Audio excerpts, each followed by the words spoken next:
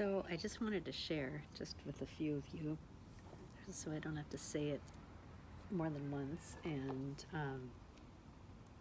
write it more than once. Saying is better than writing it just because it's kind of in depth. But anyway, so um, I've I had a session with Hazel on Wednesday. And so I have to tell you that when I was in Sedona, and on that hike in Boynton Canyon, which was a vortex, I had all this fear come up. Like, just here I am in this like amazing scenery, and I'm feeling great, and I'm feeling on top of the world, and all of this fear of dying from cancer and all of this crap, and it's just like overwhelming me. And of course, as Hazel said, she's like, that's what happens when you're in a vortex. Anything that you're dealing with, it's just gonna, so here you are in this serenity and this beautiful nature and the stillness and the peacefulness, and so it allows you to let all of that stuff come up. So it did. Anyway, had some tears out there. Thank God Jeej and Stace, they were like, they wanted to hear it all, and so I got to cry about it, and just had some really good discussion out there. And then just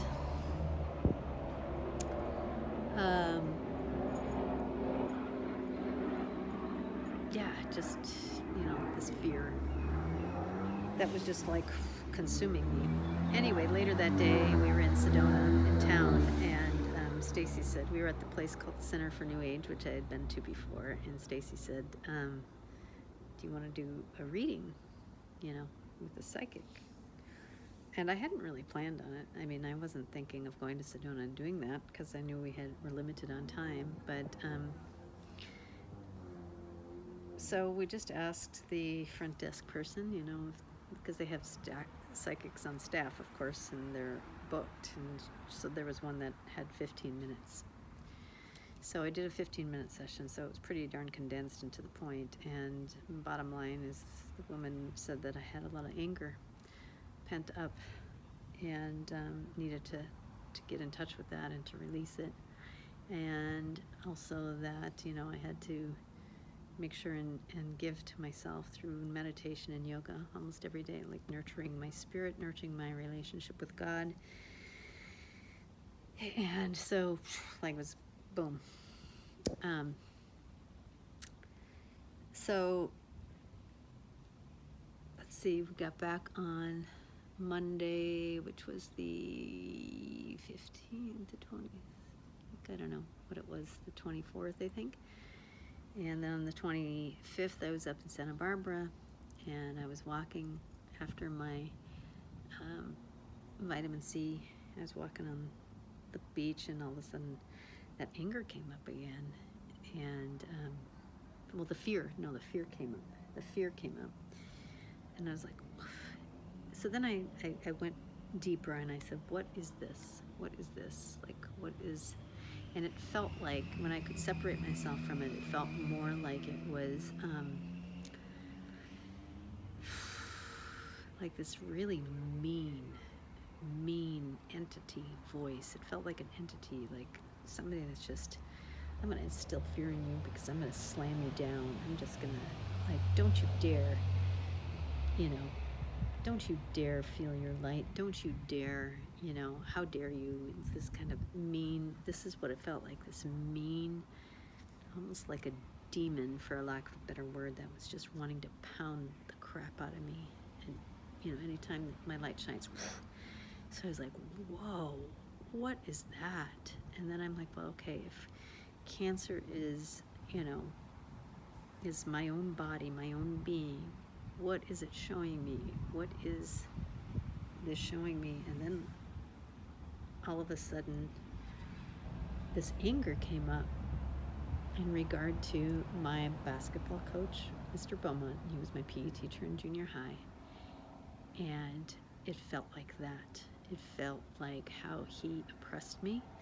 And so for those of you who don't know, my mom, of course, knows the story very well because she witnessed it. So I was obviously just a natural, talented athlete. And in junior high, I was in sports, and And Mr. Bowman happened to be my PE teacher. Well, Mr. Bowman recognized my athletic abilities. He sure recognized them. He acknowledged them in a weird way, but he also was intent on shaming me and taunting me, which as a 12 or 13-year-old girl, I just didn't understand at all. Like, why does this guy have such something against me? So I'll give you an example. And again, my mom knows this, but one of the incidents is just one. This was when I was in 7th grade, and the 7th and 8th grade PE classes were together, and he had us pair up and do push-ups for a minute. And so we each, as partners, we each counted for each other. And then we came together as a class, and he asked, how many of you did 20 push-ups in the minute? Kids raise their hand. How many did 30? Some raise their hand, less than 20. How many did 40? Less kids raise their hand. How many did 50? Less. There's only a few. He's like, can anybody do 60? Well, there were 2 of us, me and Todd Stein. And what he proceeded to do, I remember where I was sitting on the gym floor with all the other kids, and he said, I don't believe you did 64. I did 64 push-ups. Todd did 62. He says, Breezy, I don't believe that you did 64. Get up here and do it again. What? So he made me get it up there and do it again. And of course, I had to do push-ups for a minute, and I think I only did like 56. And, because I was tired from the first time. But to prove his point. And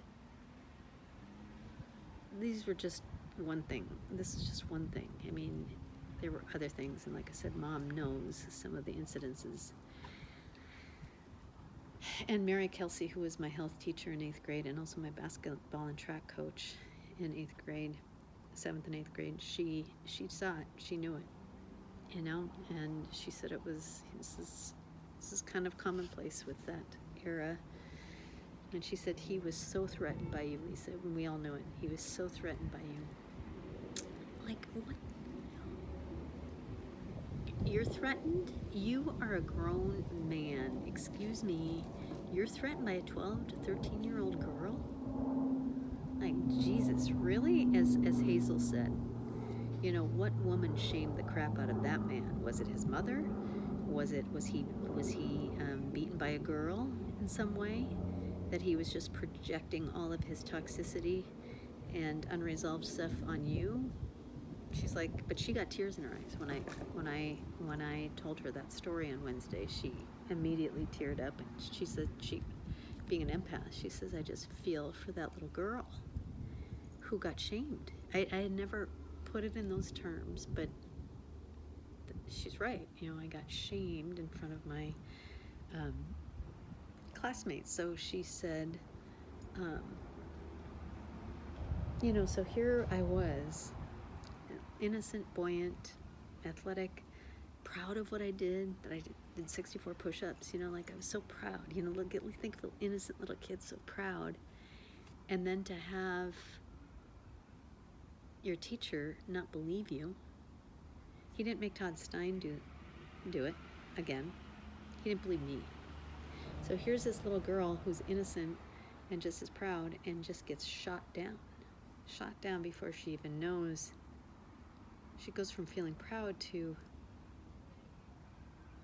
like me questioning myself, like, did I do them correctly or whatever, because he didn't think I did them correctly, or that there's no way I could have gotten 64.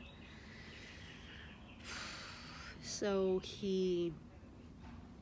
so as Hazel said, he shamed you, and he embarrassed you, and he made you question yourself in front of everybody. And it wasn't equal treatment to Todd.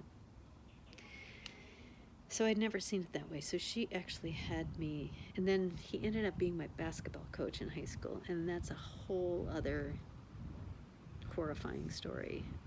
I had all these dreams. Miss Kelsey, she had told my mom in parent-teacher conferences when I was in 8th grade that I had the potential to be one of the best basketball players in the state.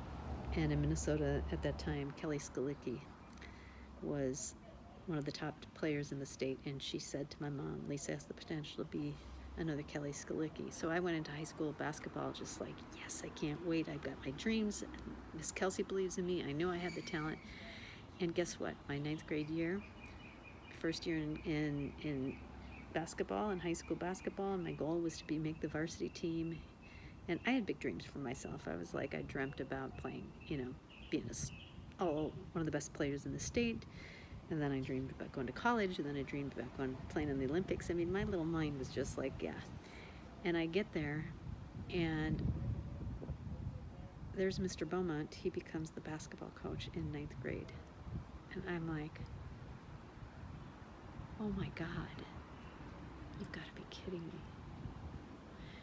Long story short, the most painful 4 years. The man did everything he could from my perspective, and now that I know it was validated by Mary Kelsey and how he treated, and Julie Eisenschink, who also was one of the all-state players on our team. Her and I talked recently, and how he ridiculed her.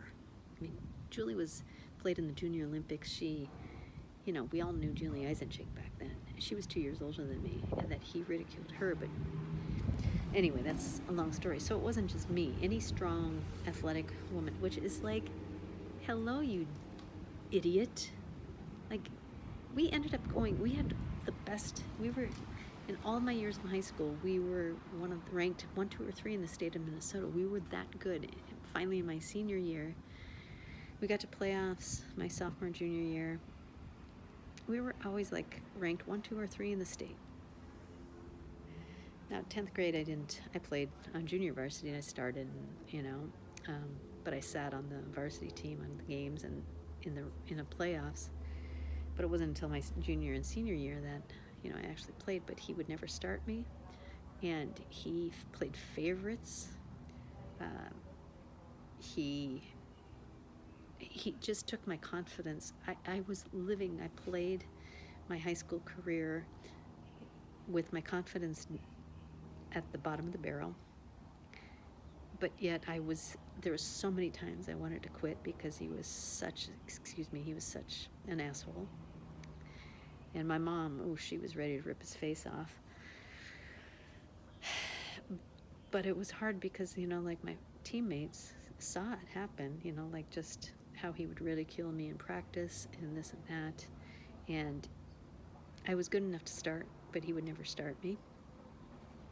And he would mess with my mind. Anyway, basically he stole my dream of going on to play college, going on to play the Olympics, because I never got to. I played for 4 years in high school, frustrated and angry that I never felt seen, that I never got to really display my talent in basketball.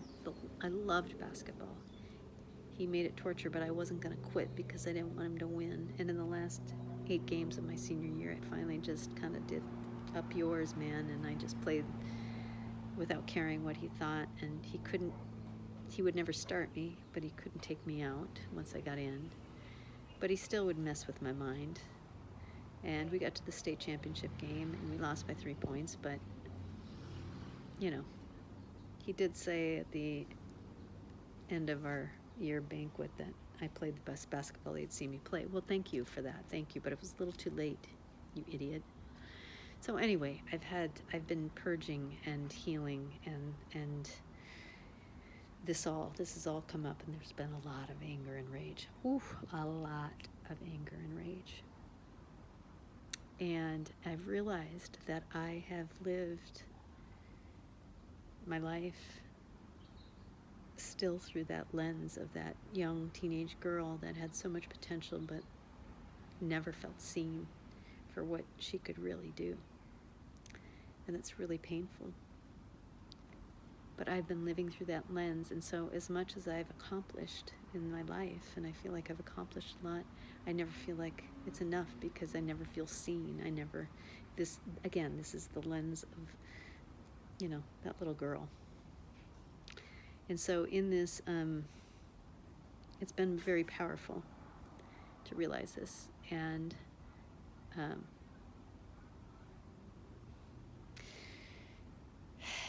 in my session with Hazel, what she calls soul retrieval, which is, she says that when we have been damaged on some level, wounded, where our dignity was stripped, or something of us, our innocence was stripped, or whatever it was, that we disassociate, and we leave that part of ourselves in that past, in that stuck time. And we continue to grow, and years go by, and we conduct ourselves as adults, but until we, as she says, go back and get that wounded little girl or boy, or depending on who we are, and we allow her from our present self to go be with her at that time, and to remind her that who I am is her older, wiser self, and I'm here to support her, but I have to let her feel her feelings. And so that's what our session was about the other day, of just letting that little girl in that moment, who was ridiculed and shamed, let her feel her feelings, while I stood there with her saying it's going to be okay, because I'm from your future, and look at all the things that we've done. And he was wrong. He was wrong. And then she had me visualize all of the women who have been ridiculed, all of the athletes, or women in general, who have been suppressed by men in some way because of them being threatened by their light. And bashing of men, because God bless, there's many beautiful, loving men who are not threatened by strong women. So my dad's one of them, and I'm grateful. But so she had me visualize me as that little girl, feeling my feelings of what he just did to me as present self, come and holding her and saying, I've got you. And then imagining all the women who have been suppressed in that way, but have come through it to the other side. She had me visualizing coming into the gym and standing behind little Lisa. And then she had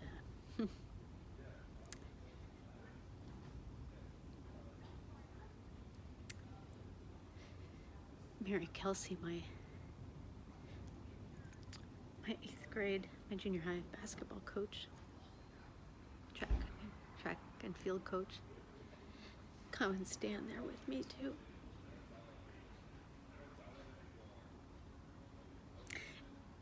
And all of us stood behind little Lisa at that age, and stood up to him, and let him have it. She's like, can you feel the power around you? And she's like, what would they say? What would you be saying? What me, Lisa, at this time, say to him? Stuff like, what on earth are you doing? You're going to be threatened? You're threatened by this little girl? Really? That's how you got to find your self-worth? Is by putting down this bright and buoyant, talented little girl? Really? Get out of here. Get out of here. You're the one with the issue, not this little girl. Anyway, it was just pretty powerful. Pretty powerful. So, that's the level of healing I've been going to in this last couple weeks, and started with Sedona. And I realized that I have lived under that lens of being suppressed. That I wasn't worthy of being a leader on my basketball team in high school, or I wasn't worthy of allowing myself to shine. I didn't have a safe place. I didn't have a coach that encouraged me. He did the opposite. He put me down.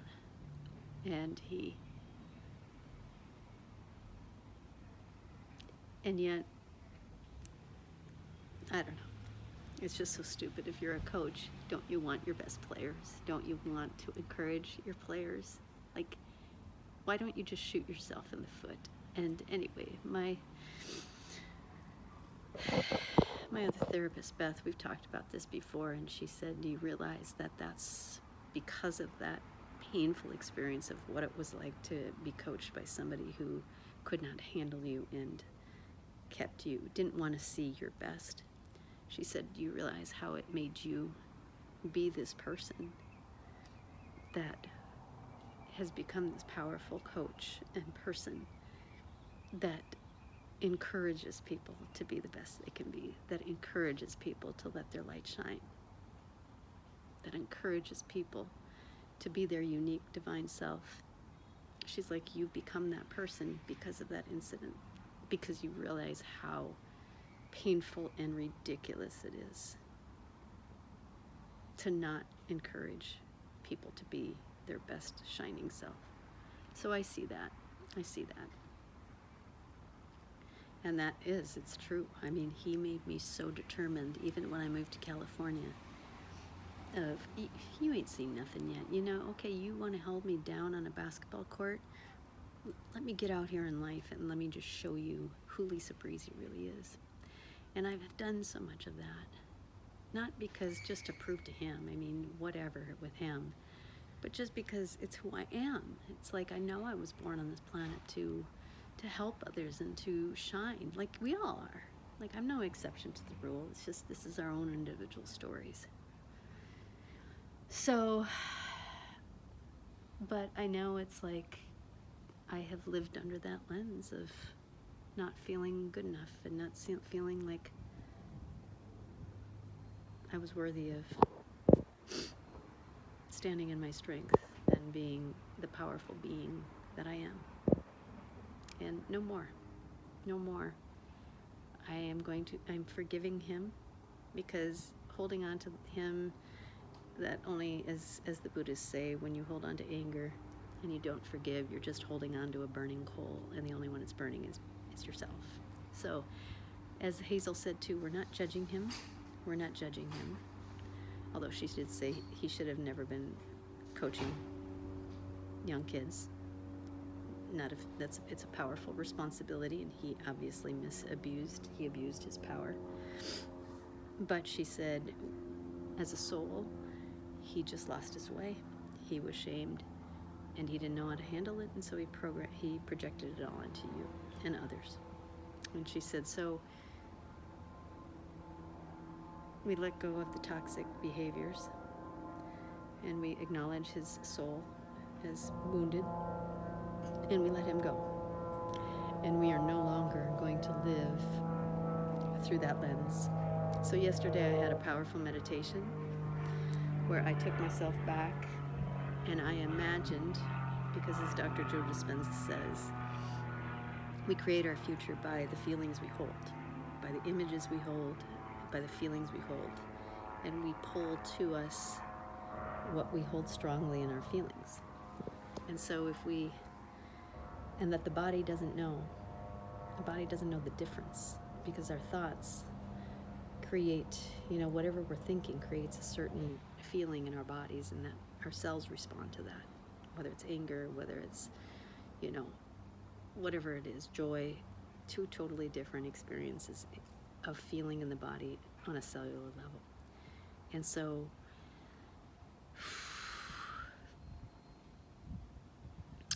yesterday, in my visualization for 30 minutes, I imagined what it was like if he would have been the encouraging, supportive coach that I needed, and how that would feel, how that felt, and how my basketball career in high school would have been had he been that. And I just allowed myself to feel that, to feel how I would have walked differently, how I would have felt about myself, how it would have felt differently. And it was a powerful meditation. And so this is what healing's about. And it's a moment-to-moment process,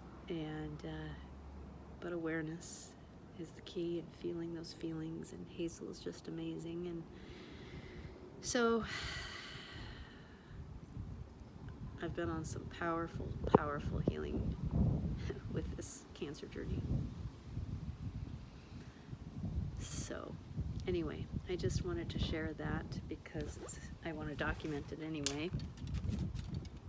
And I'm going to move in the sun here a little bit more. And yeah.